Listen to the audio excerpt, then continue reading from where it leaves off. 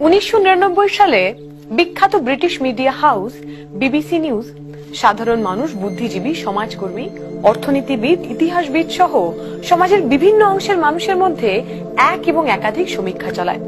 সমীক্ষার বিষয়, পৃথিবীর ইতিহাসে ওই সহস্রাব্দের সেরা চিন্তাবিদ কে। কি আশ্চর্য সমাপতন ভাবুন।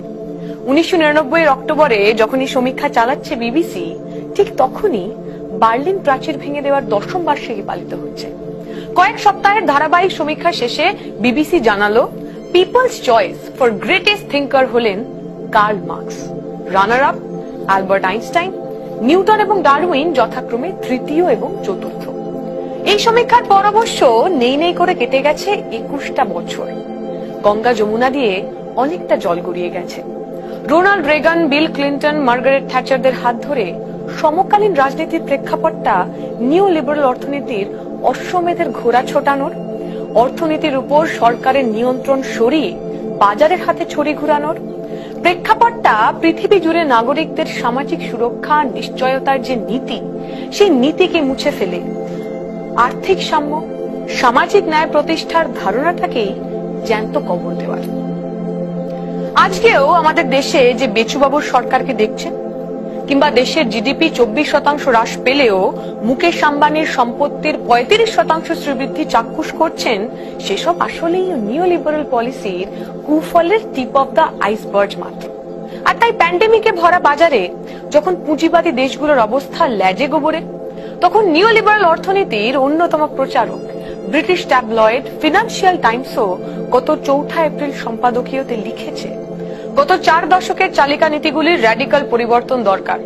সরকারের অর্থনীতির ক্ষেত্রে আরো সক্রিয় ভূমিকা গ্রহণ করতে হবে, পাবলিক সার্ভিসে দায়বদ্ধ হতে হবে, শ্রমে নিরাপত্তা দিতে হবে, ধনীদের সুবিধাজনক নীতি পুনঃবিবেচনা করতে হবে, সর্বনিম্ন সাধারণ আয় এবং সম্পদ করের মতো বিষয়গুলিকেও আলোচনায় নিয়ে আসা দরকার। মিডিয়া সকাল বিকল নিয়ম করে হিংস্রতা, উগ্র জাতীয়তাবাদ আর দাঙ্গাবাজির টনিক আপনাকে বেশ কয়েক বছর ধরে গিলিয়েছে। আপনাকে কানে ফিসফিস করে বলেছে অল্টারনেটিভ নেই, দেয়ার ইজ নো অল্টারনেটিভ। ব্রেকফাস্টে মনে করিয়ে দিচ্ছে বিকল্প নেই। প্যান্ডেমিকে মুড়ি মুরগির মতো মানুষ মরছে, অথচ আপনি জানছেন বিকল্প নেই। কোটি কোটি মানুষ কাজ হারাচ্ছেন, অথচ আপনি শুনছেন বিকল্প নেই। পরিযায়ী শ্রমিক ট্রেনে কাটা পড়ছেন, অথচ আপনি ভাবছেন বিকল্প নেই। জিডিপি -23.9% এর গোত্তা খাচ্ছে, অথচ আপনাদের নাকি বিকল্প নেই। তোরা তো 7%, তোরা লোকসভায় শূন্য, অতএব বিকল্প নেই। তোদের সোভিয়েত ভেঙে গেছে, অতএব বিকল্প নেই। আপনিও দিব্যি অভ্যস্ত হয়ে গেছিলেন এই সমস্ত। বিশ্বাস করেছিলেন সরকারের কাজ বোধহয় এমনটাই হওয়া উচিত, মন্দির বানানো, কে কি খাবে, কে কি পড়বে তাই নিয়ে ফরমান দেওয়া, হিন্দু মুসলিমের নামে দেশের মানুষকে ইঁদুর বেড়াল খেলানো, রেল থেকে অর্ডিন্যান্স ফ্যাক্টরি সবকিছু বেচে দেওয়া, এই সমস্ত কিছু। আসলে কিন্তু বিকল্প ছিল, বিকল্প আছে, বিকল্প থাকবে। আজ যখন 100 বছরে পা দিল ভারতের বুকে কমিউনিস্ট পার্টি, সেই বিকল্পের চর্চা আরো বেশি জরুরি হয়ে উঠেছে। সেলুলার জেলের দেওয়ালে কান পাতলে, অবিভক্ত বাংলার চট্টগ্রামের জালালাবাদ পাহাড়ের গুহার বাতাসে লেগে থাকা বারুদের গন্ধে নিঃশ্বাস নিলে, ভগৎ সিং এর ইনকলাব জিন্দাবাদ স্লোগানে কিংবা মিরাট ষড়যন্ত্র মামলার ভাষ্যে রক্ত লেখা ইতিহাস জানে ভারতের স্বাধীনতা আন্দোলনে কমিউনিস্ট পার্টির গৌরবময় ভূমিকা। ব্রিটিশ সাম্রাজ্যবাদের বিরুদ্ধে রক্তক্ষয়ী লড়াইয়ের পাশাপাশি কমিউনিস্ট পার্টির আপসহীন সংগ্রাম ছিল শ্রেণী শোষণের বিরুদ্ধে, দেশের সার্বভৌমত্ব, সংবিধানের ধর্মনিরপেক্ষতার পক্ষে। পরে ভারতের বিভিন্ন প্রান্তে গড়ে ওঠা গণ আন্দোলনগুলোও কমিউনিস্ট পার্টির ভূমিকা ছিল তীব্রতর, একদম সামনের সারিতে। কেরালার পুন্নাপ্রা ভায়ালার, অবিভক্ত বাংলার তেভাগা আন্দোলন, অসমের সুরমা উপত্যকার আন্দোলন, মহারাষ্ট্রের ওয়ার্লি গণ অভ্যুত্থান, ভূমি সংস্কারের দাবিকে জাতীয় রাজনীতির খুব গুরুত্বপূর্ণ ইস্যুগুলোর মধ্যে জায়গা করে দিয়েছিল আমরা যারা বামপন্থী রাজনীতি করি। এরই ফলাফল হিসাবে দেশে জমিদারি প্রথার অবলুপ্তি ঘটে, হাজার হাজার মানুষ সামন্ততান্ত্রিক শোষণের শেকল থেকে মুক্তি পান। তেলেঙ্গানার সশস্ত্র অভ্যুত্থান এদেশের কমিউনিস্টদের মুকুটে যোগ করে আরো এক নতুন পালকে। ভাষাভিত্তিক রাজ্য গঠনের যাবতীয় প্রয়াসে কমিউনিস্ট পার্টি সক্রিয়ভাবে অংশগ্রহণ করেছে।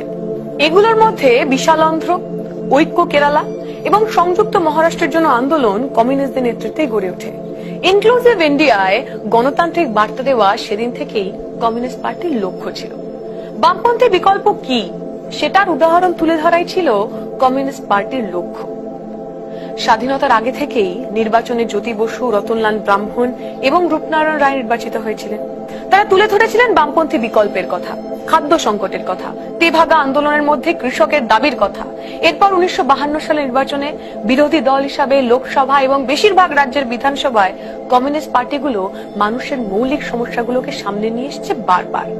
কেরালায় 1957 সালে প্রথম কমিউনিস্ট সরকার গড়ে ওঠে ইএমএস নাম্বুতিরিপাদের নেতৃত্বে। তারপর 1967 এবং 1969 সালে বাংলায় যুক্তফ্রন্ট সরকার, 1977 সালে বাংলায় বামফ্রন্ট সরকার এবং 1978 সালে ত্রিপুরায় গড়ে ওঠে বামফ্রন্ট সরকার। 2004 সালে লোকসভায় 61টি আসনে জয়ী হই আমরা মানুষের ভোটে। প্রতিটা ক্ষেত্রেই আমাদের লক্ষ্য ছিল এক, বামপন্থী অল্টারনেটিভকে, বামপন্থী বিকল্পকে মানুষের সামনে তুলে ধরা। যে সমস্ত রাজ্যগুলোতে কমিউনিস্ট পার্টি সরকার গঠন করেছে সেখানে যথেষ্ট সীমাবদ্ধতার মধ্যেও সেই সরকারগুলি কাজ করেছে। একাধিকবার দেশের যুক্তরাষ্ট্রীয় কাঠামোর উপর আঘাত নামিয়ে আনা হয়েছে এই বামপন্থী সরকারগুলোর কাজে বাধা সৃষ্টি করার জন্য। তার মধ্যেও চেষ্টা চলেছে সাধ্যমতো। বাংলা থেকে ত্রিপুরা, ত্রিপুরা থেকে কেরালা, প্রতিটা ক্ষেত্রেই। কেরালা এবং পশ্চিমবঙ্গে বামপন্থী সরকারের সবচেয়ে গুরুত্বপূর্ণ কাজ ভূমি সংস্কার। জমিদারি প্রথার অবলুপ্তি ছাড়া ভূমি সংস্কার বাস্তবে সম্ভব নয়। বামপন্থী সরকারগুলো তাই উদ্ধার করেছে সেই জমি, যে জমিগুলো ঊর্ধ্বসীমার বাইরে। সেই জমিগুলোকে উদ্ধার করে তার আইন অনুসারে বন্টন করেছে বিভিন্ন ধরনের প্রজাস্বত্বের পরিবর্তন ঘটিয়ে সাধারণ গরিব মানুষের হাতে। এছাড়াও খাদ্য, বস্ত্র, বাসস্থান, শিক্ষা, স্বাস্থ্য এই সব ক্ষেত্রেই নজির গড়েছে বামপন্থী সরকার, নজির গড়েছে বিকল্পের। সবচেয়ে শক্তিশালী গণবন্টন ব্যবস্থা, সার্বজনীন শিক্ষা ও স্বাস্থ্যের দৃষ্টান্ত তৈরি করেছে কেরালার বাম সরকার। স্বাস্থ্য সূচকে কেরালা রীতিমতো টক্কর দেয় বিশ্বের উন্নত দেশগুলোকেও। লিঙ্গ অনুপাতে বৃদ্ধি, অর্থাৎ কন্যাভ্রূণ হত্যা আটকানো, নারী সাক্ষরতার হার বৃদ্ধি, শিশু এবং মাতৃ মৃত্যুর হার কমানো, এসবে কেরালার সাফল্য তো ভারতের নজিরবিহীন। বাংলা ও ত্রিপুরার বামফ্রন্ট সরকার শিক্ষা, স্বাস্থ্যে অগ্রগতি ঘটানোর প্রশ্নে, গরিবী হটাওকে বাস্তবায়িত করার প্রশ্নে বিশেষ সাফল্য দেখিয়েছে। ত্রিপুরার বাম সরকার অবশ্য আরেকটি বিশেষ কারণে আমাদের সবার কাছে দৃষ্টান্ত হয়ে থাকবে। আদিবাসী সমস্যার সমাধান করতে পেরেছে ত্রিপুরা। তারা তৈরি করেছে অটোনমাস ডিস্ট্রিক্ট কাউন্সিল। তার মধ্যে দিয়ে গণতন্ত্রের প্রসার, ক্ষমতার বিকেন্দ্রীকরণের মধ্যে দিয়ে সরকারকে নিয়ে গেছেন সাধারণ মানুষের কাছে। সম্পদের কেন্দ্রীভবন ভাঙতে না পারলে ক্ষমতার বিকেন্দ্রীকরণ সম্ভব নয়। বিকেন্দ্রীকরণ বলতে কেবল কেন্দ্র রাজ্য নয়, জেলা স্তরেও ক্ষমতার বিকেন্দ্রীকরণের জন্য নির্বাচিত ডিস্ট্রিক্ট কাউন্সিল গঠন করেছিল কেরল সরকার। পশ্চিমবাংলার বামফ্রন্ট সরকার ত্রিস্তরীয় পঞ্চায়েত ব্যবস্থা দেখে তৎকালীন প্রধানমন্ত্রী রাজীব গান্ধীও প্রশংসা করতে বাধ্য হন। সারা দেশে সেই মডেল প্রয়োগ করার দিকে হাঁটে কংগ্রেস সরকার। যে কথাটা বিশেষভাবে আজকের দিনে গুরুত্বপূর্ণ সেটা হলো ধর্ম ও জাতপাত সম্পর্কে বামপন্থী সরকারগুলোর অবস্থান। রেকর্ড ঘাটলে খুব স্পষ্টভাবে দেখা যাবে বাম সরকারগুলো ভারতবর্ষের সংবিধানকে মান্যতা দিয়ে প্রকৃত অর্থে ধর্মনিরপেক্ষতার রাস্তায় হেঁটেছেন বহুবার এবং সাম্প্রদায়িকতার বিরুদ্ধে কঠোর অবস্থান নিয়েছেন বিভিন্ন সময়। অর্থনৈতিক বৈষম্যের পাশাপাশি সমস্ত রকম সামাজিক বৈষম্যের বিরুদ্ধে, আদিবাসী ও তফসিলি জাতির মানুষের অধিকার রক্ষার পক্ষে, মহিলাদের অধিকার রক্ষায় সক্রিয় থেকেছি আমরা। ভূমি সংস্কারের কর্মসূচিতে প্রত্যক্ষভাবে উপকৃত হয়েছিলেন আদিবাসী, তফসিলি জাতি ও সংখ্যালঘু মানুষজন। পরবর্তীকালে বিচারপতি রঙ্গনাথ মিশ্র কমিশনের সুপারিশ পাওয়া মাত্রই পশ্চিমবঙ্গের বামফ্রন্ট সরকার গোটা দেশে সর্বপ্রথম অনগ্রসরতার মাপকাঠিতে সংখ্যালঘুদের ওবিসি ক্যাটাগরিতে অন্তর্ভুক্তি করে রিজার্ভেশনের আওতায় নিয়ে আসেন। পশ্চিমবঙ্গের কৃষি ক্ষেত্রের সাফল্যকে সংহত করে তার ভিত্তিতে শিল্পায়নের উদ্যোগ নেন বামপন্থীরা। এ রাজ্যের বামফ্রন্ট সরকার সময়োপযোগী স্লোগান তুলেছিল, কৃষি আমাদের ভিত্তি, শিল্প আমাদের ভবিষ্যৎ। তাই ধান উৎপাদনে, আলু উৎপাদনে দেশের মধ্যে প্রথম স্থান পৌঁছে আমাদের তরফ থেকে উদ্যোগ নেওয়া হয়েছিল বক্রেশ্বর তাপবিদ্যুৎ কেন্দ্রের, হলদিয়া পেট্রোকেমিক্যাল শিল্পের। শেষ উদ্যোগটা ছিল সিঙ্গুর। বিরোধীদের গাজোয়ারির চক্রান্তে যা ভেস্তে গেছিল। বাংলার যুব সমাজকে আরো কত দিন তার মাসুল গুনতে হবে তা আমাদের জানা নেই। ক্ষমতার লোভ নয়, বামপন্থীরা আসলে মানুষের কাছে দায়বদ্ধ। বামপন্থীদের এই ভূমিকার একটা উল্লেখযোগ্য উদাহরণ হলো প্রথম ইউপিএ সরকার। সেই সময় বামপন্থীরা একই সঙ্গে দুটো ভূমিকা পালন করে। প্রথমত, সাম্প্রদায়িক শক্তি যাতে দেশের ক্ষমতা দখল করতে না পারে, তার জন্য কংগ্রেসের সাথে নীতিগত ফারাক থাকা সত্ত্বেও বাইরে থেকে সরকার গঠনে তাদের সমর্থন দেওয়া। দ্বিতীয়ত, ন্যূনতম সাধারণ কর্মসূচির ভিত্তিতে প্রথম ইউপিএ সরকারকে চলতে বাধ্য করা, কেন্দ্র যাতে জনবিরোধী পদক্ষেপ না নিতে পারেন তার ব্যবস্থা করা। বামপন্থীদের বাধা ছিল বলেই এই সরকার নবরত্ন, মিনিরত্নের মতো রাষ্ট্রায়ত্ত সংস্থাগুলির বিলগ্নীকরণ করতে পারেননি, শেয়ার বিক্রি করে ব্যাংক, বিমায় সরকারি অংশীদারত্ব কমাতে পারেননি। শুধু তাই নয়, বামপন্থীদের চাপের কারণেই কেন্দ্রের সেই সরকার 100 দিনের কাজ চালু করতে বাধ্য হয়েছিল। আদিবাসীদের জন্য ছিল অরণ্যের অধিকার, গার্হস্থ্য হিংসা বিরোধী আইন হয়েছিল ওই সময়ে, তথ্যের অধিকারেরও আইন আমরা করে দেখিয়েছিলাম। সেই সময় অসংগঠিত ক্ষেত্রের শ্রমিকদের সামাজিক নিরাপত্তার জন্য অর্জুন সেনগুপ্ত কমিশনও গঠিত হয় আমাদের বামপন্থীদের আন্দোলনের চাপে। এমনকি এখনো করোনা মহামারী এই দুর্দিনেও বামপন্থীরা মানুষের পাশে।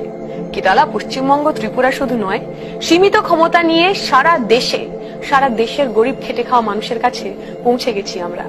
লকডাউনের সময় অভুক্ত অবস্থায় ভিন রাজ্যের আটকে পড়া শ্রমিকের কাছে পৌঁছে গেছি।